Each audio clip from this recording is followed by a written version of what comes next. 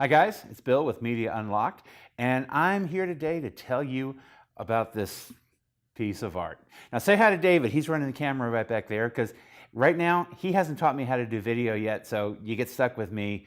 I know, he's cuter than I am, but I don't have the reflection off the top of my head that he does. So say hi, David. What's going on, guys? There we go. This is the Manfrotto MT055 tripod with this really glorious ball head on the top, and I want to tell you about it. I've been using this now for about 6 weeks, and it is absolutely, it's a piece of art. I fell in love with it. Now, I have a standard $200 tripod, $250 tripod, I guess, that I bought at my local camera store, and it works well. It's aluminum, it's got twist locks, it has 4 legs, it comes in at about this high, which means it fits nicely in my travel bag, since I have all my gear in it. Really works well.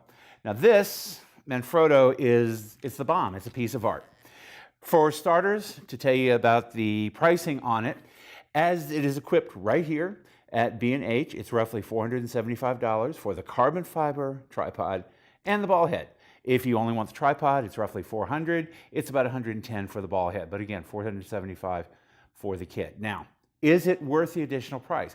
Because the aluminum MT055 is roughly $250. So you're looking at an extra $150. Is it worth it? Well, that's a decision you need to make based upon your budget and your finances. For me, it is.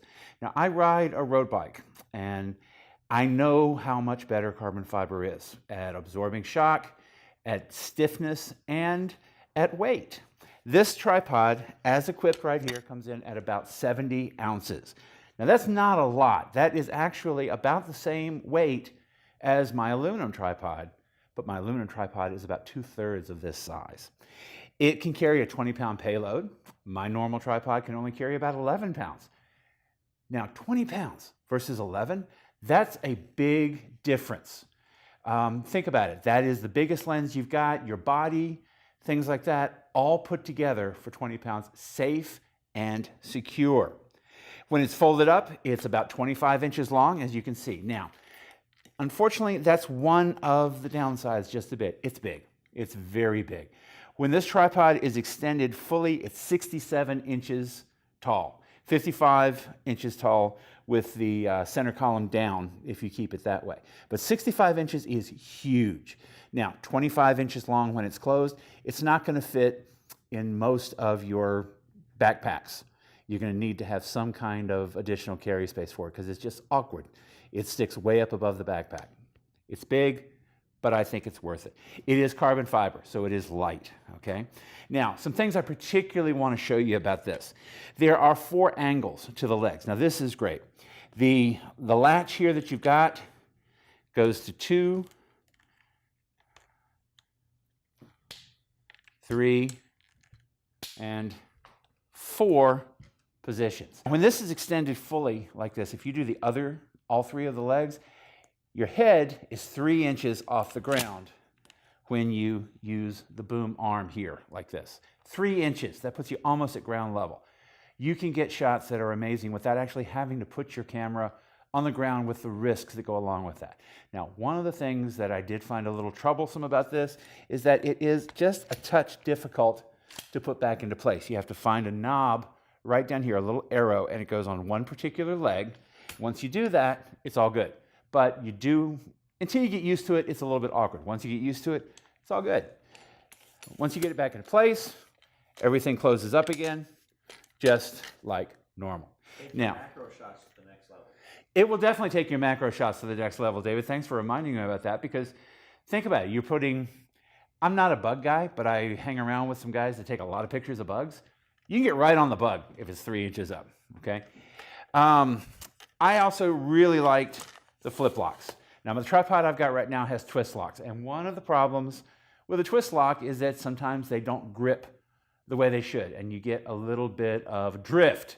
So every now and then, the tripod closes. I had friends, hi Judy, whose tripod did that, and she lost her camera. She had to replace her entire camera because it collapsed.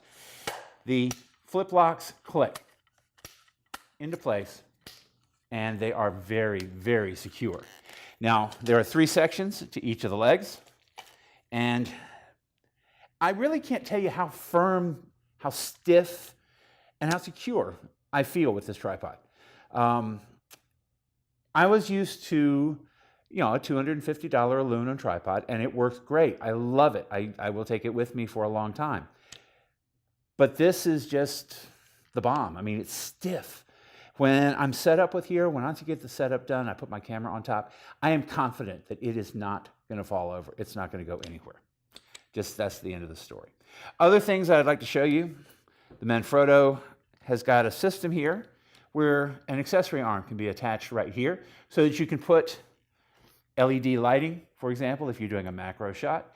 You can put a boom microphone. Hey, David, video, boom microphone, we need one of these. Okay, it'll come in useful somewhere down the road. They've got all of this, of course, available at B&H, but it's just an amazing system. It works really well. Now, this pan head is the bomb. I've got a much smaller head. It's a ball head, but it's loose, but it's got this nice little tensioner right here.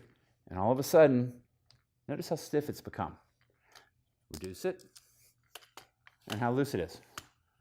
Tighten it, and it's not going anywhere. What does that allow you to do?